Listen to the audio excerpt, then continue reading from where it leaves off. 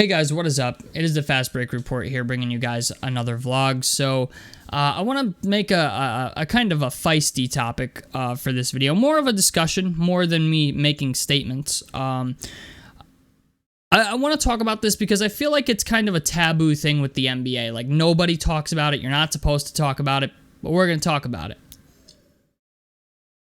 And that is steroid use in the NBA. And the reason I say that is because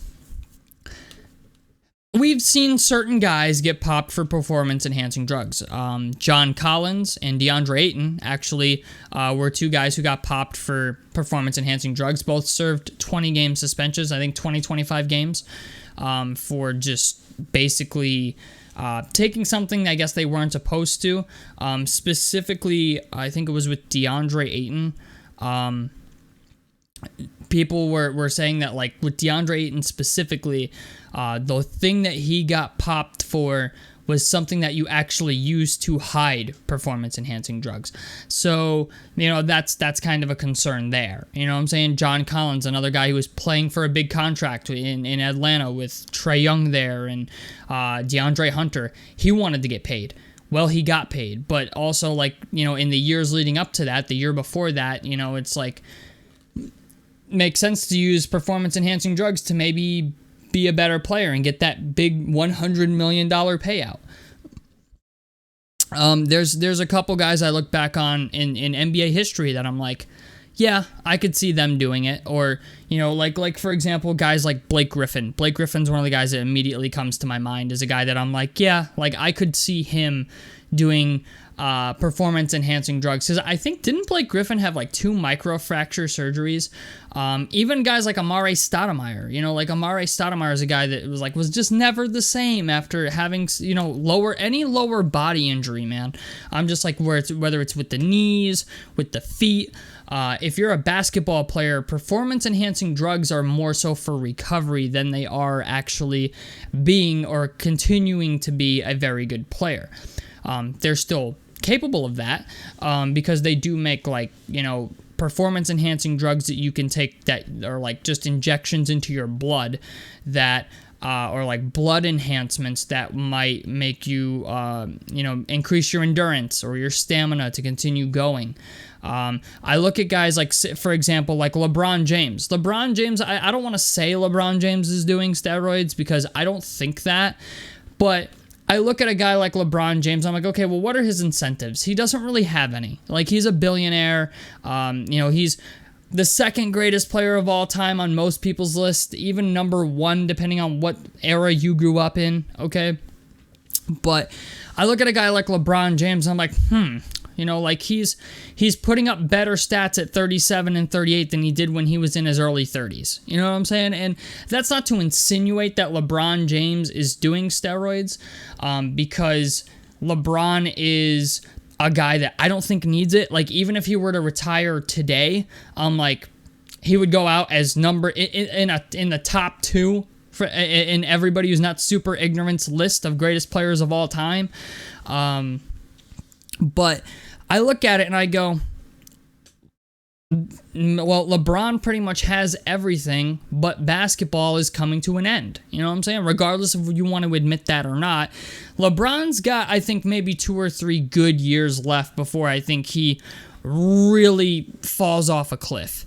And you know, I think about the situation with his son where it's like, yeah, that's another year. You know what I'm saying? Because I don't think Bronny's going to play this year in college. So I'm like, okay, even more of a reason, right? Like, just the whole purpose of taking performance-enhancing drugs for LeBron at this point would be to just stay in the game.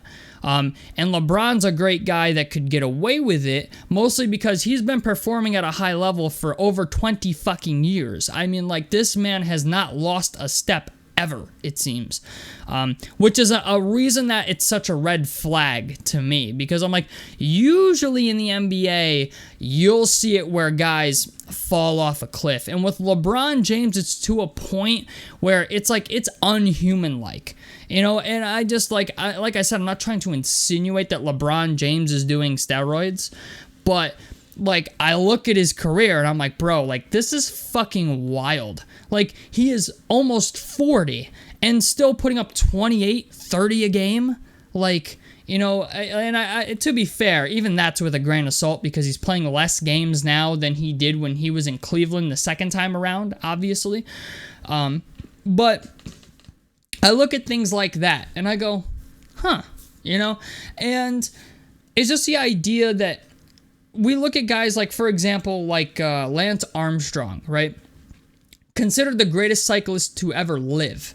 And he got popped for doing steroids. And now he's like on the hall of shame for fucking cycling because everybody knows that he took performance enhancing drugs to continue to go longer in these races. And like, he wasn't even a guy that was like super built or anything. He just was a skinny fucking white guy that just drove a bike further than anybody else could, right? He won the Tour de France I don't know how many fucking times, you know? But I look at things like that and I'm like, you know, if you're a basketball player and you're looking, like, we're in a time now where like players are more incentivized than ever to do PEDs, you know, like for like the money's there, obviously the money's there, and I'm starting to think like now is the time where we're gonna start seeing more of it. You know, obviously the league does random drug tests, but that's only after you have had a game that like is absolutely fucking bonkers that nobody can believe in. You know what I'm saying? Like, you've got to put up a crazy fucking stat line for people to be like, okay, like we gotta drug test this guy. You know what I'm saying? I think didn't they drug test Bol like a while ago or something? It's just the idea. It's like when players are playing for that contract, or they're recovering from an injury, or they just want to stay in the show. That's where I think PEDs come into play. And it's funny because like, I think a lot of people agree that like the NBA is such a weird case because you look at it and it's like, yeah, you could probably say 30 to 40% of the NBA does steroids in some way, shape, or form. Whether they're playing for a contract, whether they're playing to keep their spot on a roster, whether they're playing for that next contract, you know, you could go through a plethora of different shit. And when you also consider the idea that the NBA is like the one sports league in the world that you know, rewards you for athleticism the most, it'd be stupid to say that steroids don't play a role. For example, like this guy on Reddit, it's funny, like he doesn't have an account anymore, but his reply is still there from 11 years ago. And his statement makes a lot of sense. It says, the NBA is arguably the sport that rewards outlandish athleticism the most. Claiming that PEDs aren't needed here is ridiculous. That being said, I think we as fans deserve the best athletes that Pfizer can give us. And I kind of agree with it. You know what I'm saying? I'm like, you know, even if LeBron is doing steroids, do I want to know about it? Probably not. In fact, I would argue that if it came out that LeBron James was doing steroids, it would be detrimental to the fucking league. Okay, like it would be detrimental to the NBA. Like it would have repercussions that would probably destroy the NBA. It would destroy LeBron James. And LeBron James has kind of been the poster boy for the NBA for the past 22 years.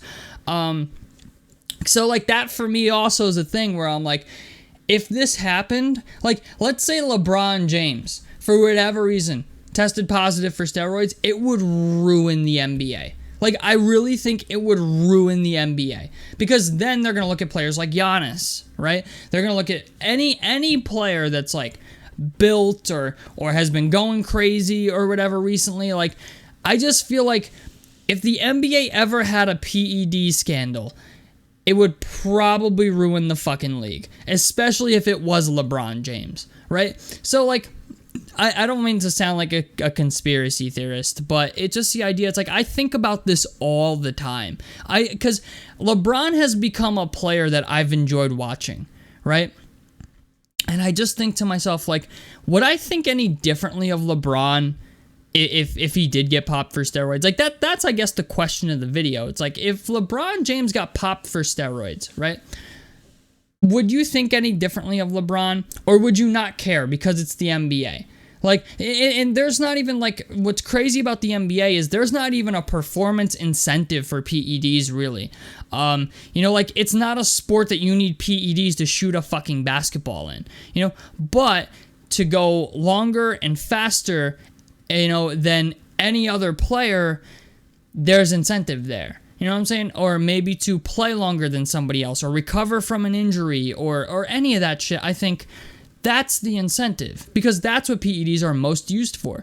In fact, you'd be shocked at how many just high school players, like guys like Andrew Wiggins, right? I think there's a story out there somewhere that Andrew Wiggins' parents, when he was in like 9th grade or something, like, parents actually put their kids on HGH in high school in order to maybe get them to grow a couple inches so they can actually be a professional basketball player, or, you know, give them HGH treatment so they can actually outperform their competition so they can make it to the NBA. This is a real thing too. Like, you can fucking Google it.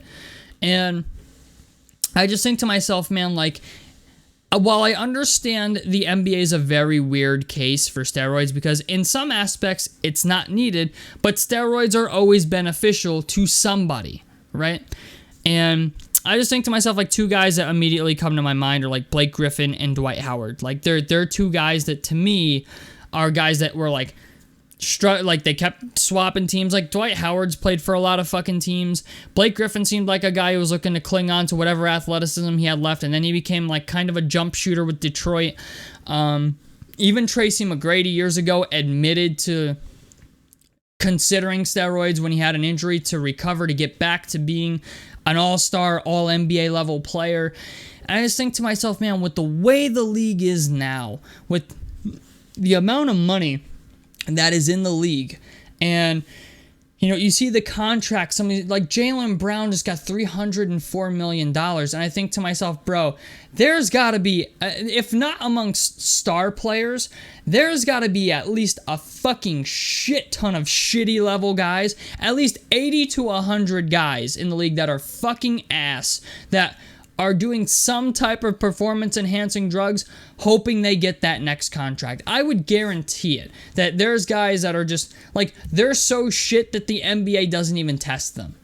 Like, because, like I said, that would be detrimental to the league. If the NBA tested every single player in the league for PEDs on a regular, like, not a regular basis, but let's just say they had a surprise test, you know, for an entire team, not even just one player who had a good night, like an entire team, I guarantee there'd be maybe one or two guys on every single team that are doing PEDs to some extent. Obviously, maybe not HGH, but they're doing something to, like, maybe get more endurance out, or play longer, or just get that next contract. I guarantee you there's at least 1 to 2 guys on every fucking team, like low level guys, not even like the great guys, but like guys who ride the bench all fucking day, just to maybe get their shot to stay in the league.